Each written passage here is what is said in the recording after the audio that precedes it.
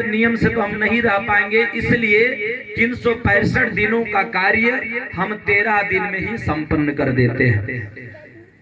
13वें दिन घर आकर के और एक वार्षिक पिंड दिया जाता है, जो सीरा भीतर में दिया जाता है। ये वार्षिक पिंड जब 1 वर्ष उस प्राणी का हो जाता है तब देने की विधान है, लेकिन नियम हम नहीं कर पाते हैं, इसलिए उसे अपकृष्य अर्थात उसे खींच करके 13वें दिन ही हम दे देते हैं, ताकि उस प्रेतात्मा के समस्त कर्मों को नियम विधि से शास्त्र की रीति से हम संपन्न कर सकें। उसके बाद में अपना सत्यनारायण व्रत कथा आदि श्रवण करके हम पवित्र हो जाते हैं। देव श्राद्ध कर्म के बाद बताया गया है कि देव कर्म करना चाहिए, चाहे आप सत्यनारायण व्रत कथा श्रवण कर लें, चाहे घर में सतचंडी पाठ करवा लें, चाहे रुद्राभिषेक आदि प्रक्रिया आप करवा लें।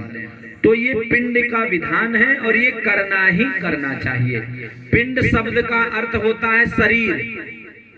पिंड जो है, कल आप लोगों को हमने बताया, रौरव नामक नरक में माँ के गर्भ में वो बच्चा आता है तो पिंड आकार में आता है, और वही पिंड एक शरीर धारण करता है। तो पिंड शब्द का अर्थ क्या होता है?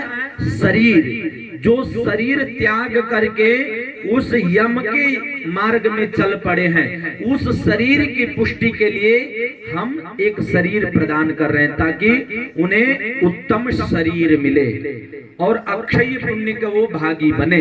पिंड में हम क्या देते हैं? चावल देते हैं, चावल का पिंड देते हैं, दूध देते हैं, मधु देते हैं, घी देते हैं। ये चावल का ही पिंड क्यों देते हैं? ये तिल का ही पिंड क्यों देते हैं? अन्य विषय वस्तु का दे दिया जाए, जौ का पिंड क्यों देते हैं? चावल को संस्कृत में अक्षत बोलते हैं, और अक्षत शब्द का अर्थ होता है अखंड, जो खंड खंड ना हो, जो कभी टूटे नहीं। क्षय शब्द का अर्थ होता है समाप्त, और अक्षय शब्द का अर्थ होता है जो कभी समाप्त ना हो। इसलिए वो अक्षत का पिंड हम देते हैं, अर्थात ये जो पिंड हम उस प्रेतात्मा के लिए दे रहे हैं वो जीवन पर्यंत उनके पास रहे, जब तक उनके मुक्ति नहीं हुआ हो। जब भी उन्हें भूख प्यास लगे तब वो उससे भाग लेकर के और ग्रहण कर ले। प्रतिदिन जो 1 से लेकर के 10 दिन पर्यंत जो हम पिंड देते हैं, इस पिंड का 4 भाग होता है प्रतिदिन। एक भाग यम, 2 भाग यम के दूत को दिया जाता है, वही एक पिंड में। एक भाग जो है वो 5 भौतिक शरीर को दिया जाता है, जो शरीर को आपने त्यागा है, और एक भाग जो बचा वो प्रेतात्मा को प्राप्त होता है। ये 4 भाग प्रतिदिन एक एक पिंड का होता है, और जब 10 पिंड 16 पिंड 10 दिन तक का हो जाता है तो अंगुष्ठ मात्र का एक शरीर निर्माण होता है। कल हमने एक कथा बताया आपको कि एक अंगूठे के आकृति का एक स्वरूप निर्माण होता है। अब देखिए, छोटा सा आकृति है, बड़ा बड़ा मूर्ति हर मूर्तिकार बना सकता है, लेकिन छोटी मूर्ति बनाने में बहुत मेहनत लगता है। छोटा मूर्ति अगर आप बनाने जाएं तो उसमें बहुत मेहनत लगता है।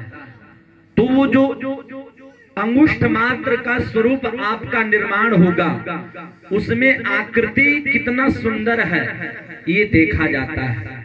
जैसे यहाँ पर 9 पिंड पड़ जाने पर 10वें के दिन, जैसे कल के दिन, हम लोग बालू पर देखते हैं कि उनका किस योनि में जन्म लिए हैं, तो उसका कोई न कोई वहां पर चित्र होता है, जिसके माध्यम से हम लोग समझ जाते हैं कि बिल्ली योनि में, कुत्ता योनि में, या मानव योनि में, या अन्य योनि में उनका जीवन पुनः उनको प्राप्त हुआ है। लेकिन अंगुष्ठ मात्र के जो स्वरूप निर्माण हो रहा है वो अत्यंत सुंदर तभी होगा जब आप पुण्यात्मा होंगे। जब आप धर्मात्मा होंगे, जब आप धर्म कर्म को निरंतर करते होंगे, जब आप वेद शास्त्र को मानते होंगे, वेद शास्त्र के कहे गए मार्ग पर जब आप चलते होंगे, तभी वो अंगुष्ठ मात्र का जो स्वरूप है वह सुंदर दिखेगा। आंख, कान, नाक, मुंह, पैर इत्यादि जितने भी इंद्रिय हैं हमारे, सब स्वस्थ मस्त रहेंगे। और उसी अंगुष्ठ मात्र से जब ऊपर जाएंगे तो यम के दूतों को भी पहचानने में, धर्मराज को भी पहचानने में दिक्कत नहीं होगी कि आप फलाने जगह से आए और फलाने व्यक्ति है। तो जिस प्रकार का आपका कर्म होगा उसी प्रकार के आपका शरीर निर्माण भी होगा।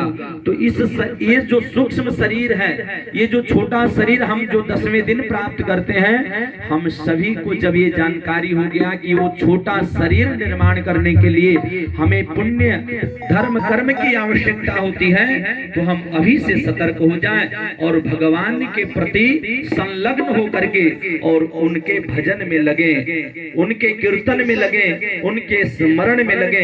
ये मानव तन सबसे उत्तम है। 84 लाख योनियों में हमने आपको बताया कि सर्वोत्तम उस ताला को खोलने के लिए अगर कोई उत्तम चाबी है, परफेक्ट चाबी अगर कोई है तो वो है मानव का। अब आपके ऊपर यहाँ निर्धारित है कि उस ताला को आप खोलते हैं कि उस ताला को आप बंद करते हैं। इसलिए मैं आप सभी को बारंबार यह निवेदन करूंगा कि आप सही मार्ग पर चले।